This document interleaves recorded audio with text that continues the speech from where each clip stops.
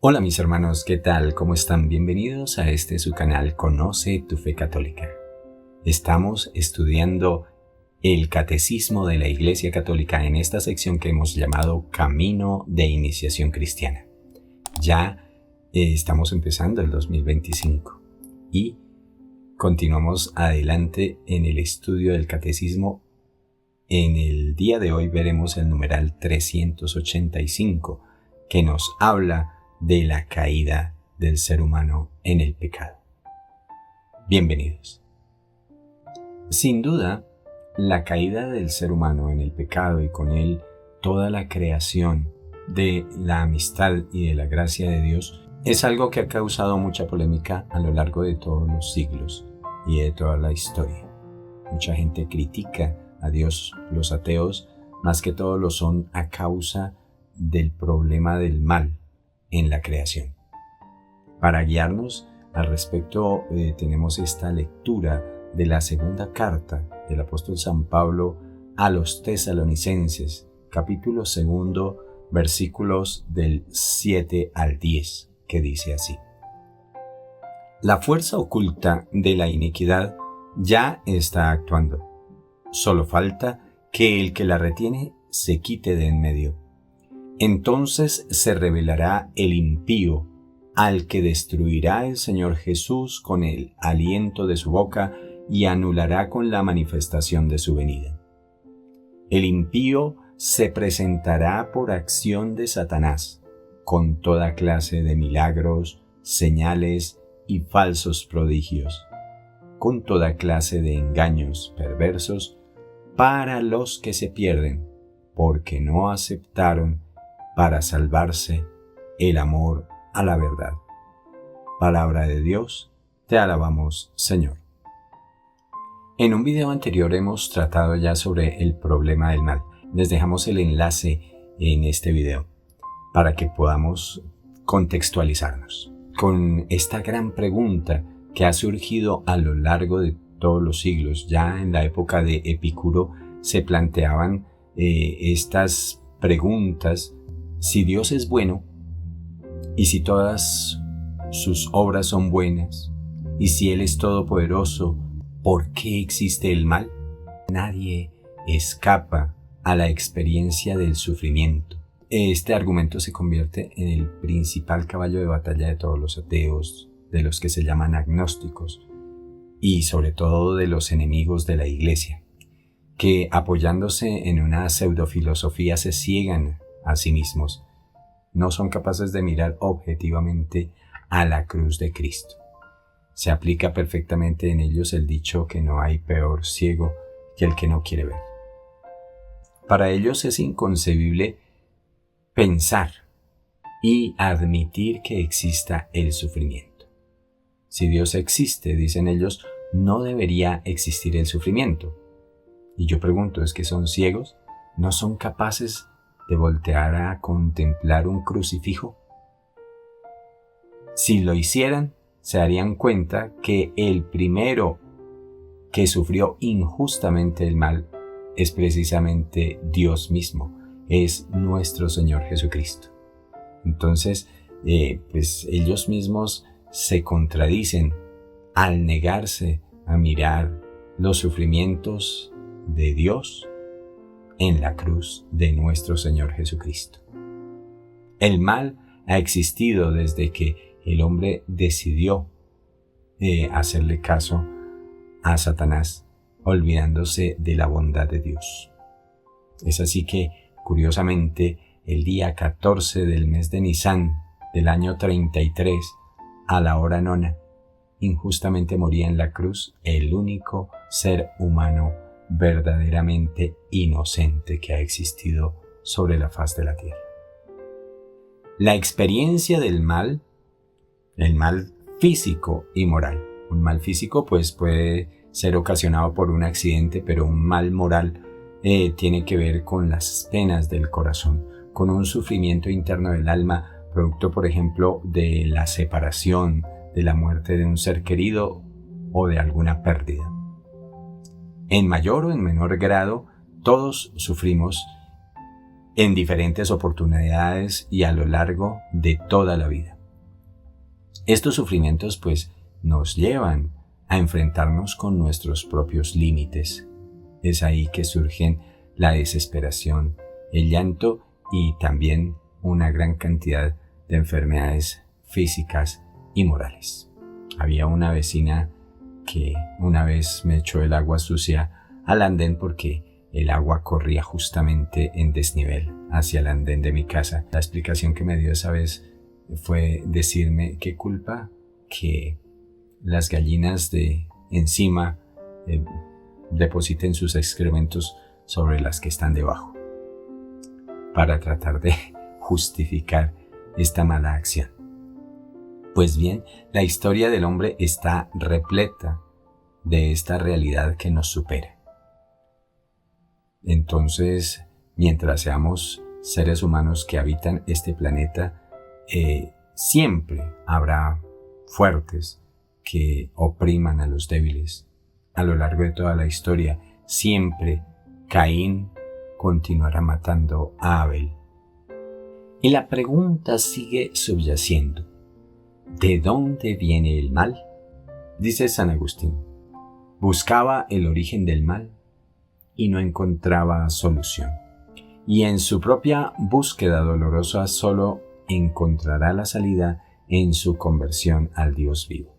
Es decir, San Agustín se dio cuenta que la única forma de superar el mal es mediante la conversión a Dios, es mediante el seguimiento de su santa voluntad expresada en los 10 mandamientos. Es la única forma de que superemos este mal, no de una manera idealista eliminándolo, no, es aprendiéndolo a manejar, y ese es el punto que hoy quiero que caigamos en la cuenta. Si queremos superar el mal, debemos darnos cuenta que no es huyendo del sufrimiento, sino es sabiéndolo enfrentar, cómo lo superamos para nuestro beneficio.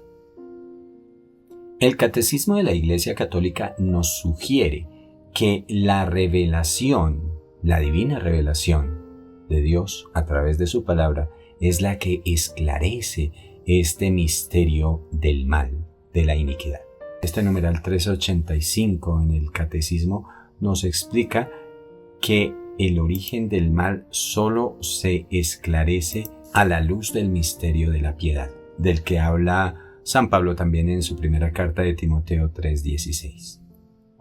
Por lo tanto, Cristo se manifiesta en su condición humana, triunfando sobre el mal. Esta es la manera de esclarecer este misterio, estudiando a nuestro Señor Jesucristo, que vino exclusivamente a derrotar este misterio del mal, este misterio de iniquidad. Y es que ante nuestro sufrimiento, ante nuestra angustia, ante nuestra caída en el mal, Dios no nos ha desechado, Dios no nos ha hecho a un lado.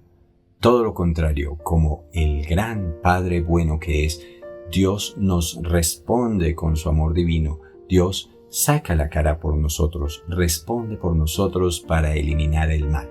Es así que para erradicarlo, Dios Padre envía a su propio Hijo para que, como dice San Pablo en su carta a los Romanos 5:20, donde abundó el pecado, sobreabundará luego la gracia de Dios. Entonces Dios, que es más fuerte, ata al fuerte para librarnos a nosotros de su dominio y podernos conducir nuevamente al reino de los cielos, a su amistad. Entonces, si estamos entendiendo bien, ¿qué es lo que tenemos que hacer tú y yo, mis hermanos? Salir de este círculo vicioso de que si Dios existe, entonces ¿por qué existe el mal? Y que ¿por qué permite el mal? Y toda esa cuestión. Dejar esta palabrería, dejar esta dialéctica, como dirían algunos personajes enemigos de la iglesia, y empezar a buscar soluciones. Dejar de llorar y pararnos firmes en Dios para empezar a solucionar el problema del mal nosotros mismos. Contribuir con nuestro propio esfuerzo a cambiar la situación. Por lo tanto, se trata de un cambio de perspectiva. Dejar de lado el lamento ateo, dejar de culpabilizar a Dios por el sufrimiento. Debemos examinar el mal fijándonos en la única persona que lo ha vencido para siempre por medio de su propio sufrimiento. Y es que nadie sufrió más que nuestro Señor Jesucristo por culpa del mismo mal. Él cargó sobre su espalda nuestras iniquidades, como diría el profeta Isaías, y sus heridas nos han curado. Dejemos ya entonces de lado el lamento de los ateos, que no es otra cosa que una cuestión comparable con las pataletas que hacen los niños malcriados, que se revuelven contra la mamá porque les quita las golosinas y los pone a comer verduras. Entonces, eso es lo que en realidad está pasando. Y si tú y yo somos católicos de verdad y creemos en Dios, sabemos que es así. Dios nos saca de nuestra zona de confort, de tanto lamento en el mal. Y por medio del mal, lo que tenemos es una herramienta poderosísima para contribuir uniéndonos a la pasión de nuestro Señor Jesucristo, para contribuir no solo a nuestra propia salvación, sino a la salvación del mundo entero, como decimos en la coronilla de la misericordia. El problema del mal entonces se constituye en una herramienta que nos ayuda y nos provee nuestra propia salvación mediante la gracia de Dios.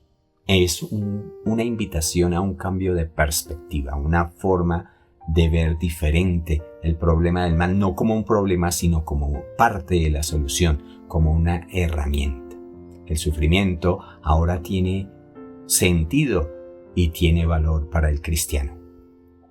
El máximo motivo de gloria, nos va a decir San Pablo en su carta a los Gálatas 6:14, es la cruz de nuestro Señor Jesucristo. Este triunfo nos liberó de las ataduras del pecado y de la muerte. Sin embargo, este mensaje es una necedad, es una torpeza, es una tontería para los que están en vías de perdición. Ojo, porque eso es un síntoma.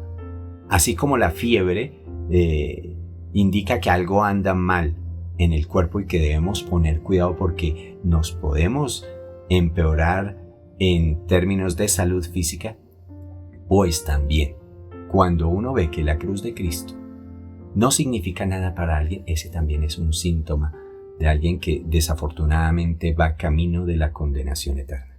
Si esa es tu situación, pues te invito, mi hermano, a que corrijas ese pensamiento, a que nos corrijamos, a que nos convirtamos a Jesucristo, a que unamos nuestros sufrimientos al sufrimiento redentor de Cristo por la salvación, no solo de nuestra alma, sino la de toda la humanidad.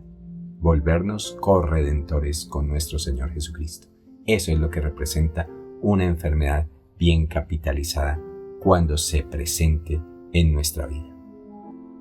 Debemos seguir el ejemplo de nuestro Señor Jesucristo, que fue voluntariamente a la cruz. Jesús fue por su propia voluntad, fue con ánimo, dice el Evangelio, que cuando llegó el momento de ir a la cruz, fue con decisión, con paso firme a Jerusalén. Tengo poder para entregar mi vida y tengo poder para recuperarla, dice Jesús en el Evangelio de San Juan 10:18.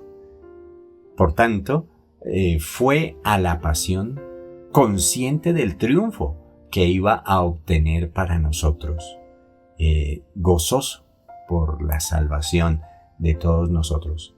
Jesús fue con amor, abrazó esa cruz, la besó, tal cual recordamos la escena de la pasión de nuestro Señor Jesucristo de la película de Mel Gibson, que los invitó a recordar. Jesús abraza esa cruz y es criticado en esa película porque hace ese gesto. Pero es verdad, Jesús ansiaba entregar su vida para volvernos a recuperar en la amistad con Dios y darnos la posibilidad de la salvación eterna. Entonces, dejemos de creer en esas falsas homilías que hemos escuchado por ahí, que algunos sacerdotes dicen que Jesús llegó al Viernes Santo inocente y sin saber lo que le iba a ocurrir. No. Ya los evangelios nos narran que en 3 oportunidades Jesús les anunció a sus discípulos que subían a Jerusalén, donde él iba a padecer, donde iba a ser despreciado por el pueblo, donde iba a ser rechazado, muerto y crucificado, pero que al tercer día resucitaría. Ni siquiera los apóstoles, nos dice el Evangelio, que en ese momento quisieron escuchar ni entender. Se hicieron los de la vista gorda y no quisieron entender las palabras de nuestro Señor Jesucristo. Pues mucho más, y eso le pasó a los apóstoles, pues mucho más sucede en nuestro tiempo, en el que nos atrevemos a rechazar a nuestro Señor Jesucristo. Nos atrevemos a rechazar el sufrimiento en vez de capitalizarlo y unirlo a su pasión para nuestra salvación. Indudablemente el sufrimiento entonces se convierte en una moneda de cambio, en una moneda que podemos invertir. Jesús, que nunca pecó, fue crucificado por ti, y tú no te crucificarás por él, que fue clavado en la cruz por amor a ti, nos dice San Cirilo de Jerusalén. ¿Cómo es eso posible? Jesús sufre por mí y yo no puedo sufrir lo más mínimo por él. Es una moneda, vuelvo y digo, con la que le devolvemos a Jesús y pagamos a él, contribuimos a él con su sufrimiento, aunado a nuestro sufrimiento por nuestra propia salvación. Algunos creen que porque van a la Santa Misa le están haciendo un favor a Dios, un favor a nuestro Señor Jesucristo. No, el favor nos lo estamos haciendo nosotros. Y es una obligación nuestra darle gracias, darle culto a Dios nuestro Señor. Es una obligación que compete a nuestra propia inteligencia. Porque alguien que no tiene inteligencia como un animalito, pues no ve la necesidad de darle gracias a Dios. Pero nosotros hemos sido dotados de inteligencia, y el primer síntoma que muestra que somos inteligentes es que tenemos o descubrimos que tenemos la obligación de alabar, bendecir, santificar, glorificar a nuestro Dios. Entonces no le estamos haciendo un favor. Lo que hacemos con nuestro sufrimiento es devolverle el favor que Él hizo primero por nosotros, muriendo en la cruz por cada uno. Por lo tanto, mis hermanos, si esto es una moneda, cuando nos llegue el sufrimiento y la adversidad, en vez de maldecir como hacen los que no creen en Dios, los que no lo conocen, nosotros que sí lo amamos, sí lo conocemos, tenemos en el sufrimiento y en la adversidad una oportunidad valiosísima para devolverle a Dios aquello que Él mismo nos ha dado y ha hecho por nosotros. Ocurre la misma desgracia que en la Eucaristía. Si nos hemos fijado, la Eucaristía es un instrumento de salvación, un medio seguro para adquirir la vida eterna.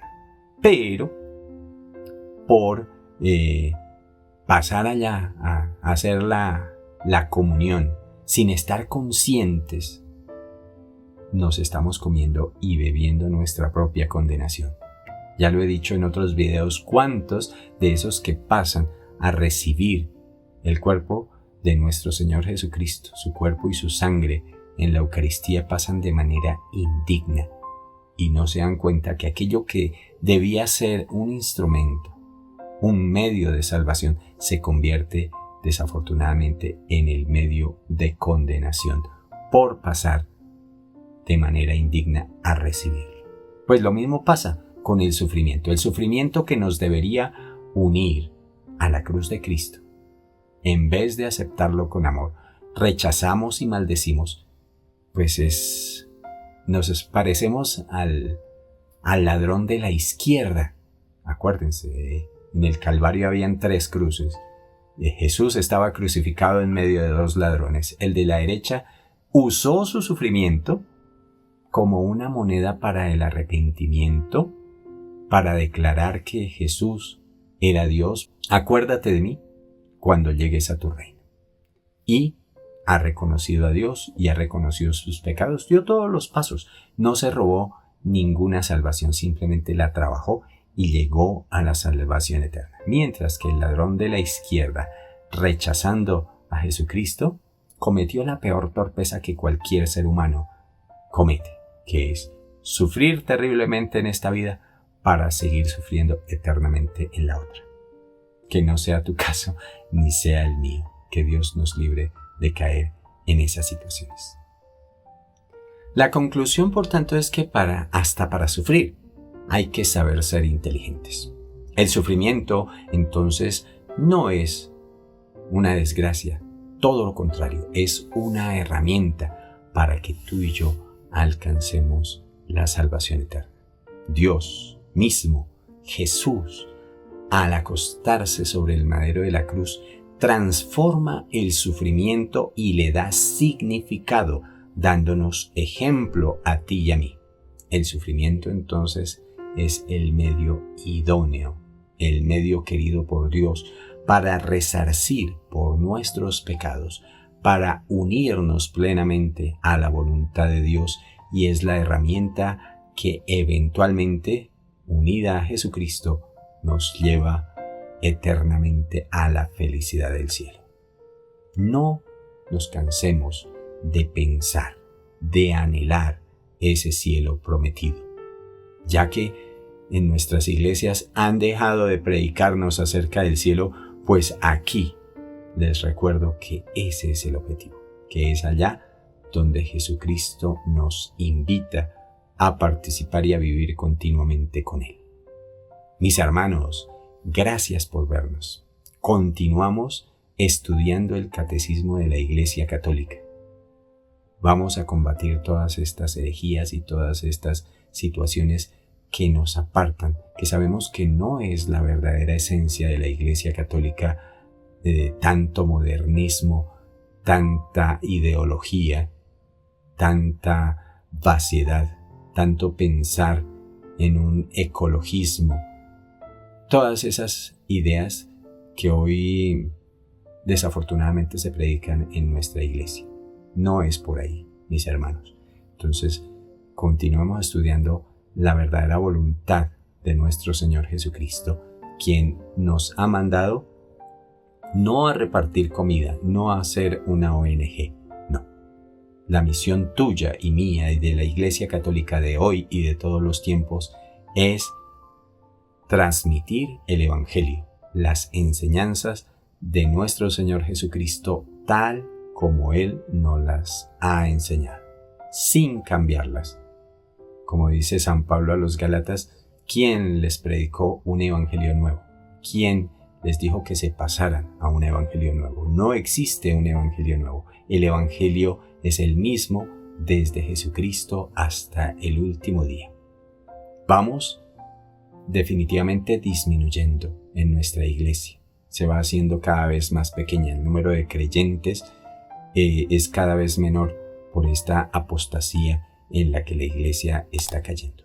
Y este canal está construido entonces para sostener la fe de ese pequeño remanente de cristianos que esperamos gloriosamente en nuestro Señor Jesucristo. Será entonces hasta una próxima oportunidad, si así Dios lo quiere.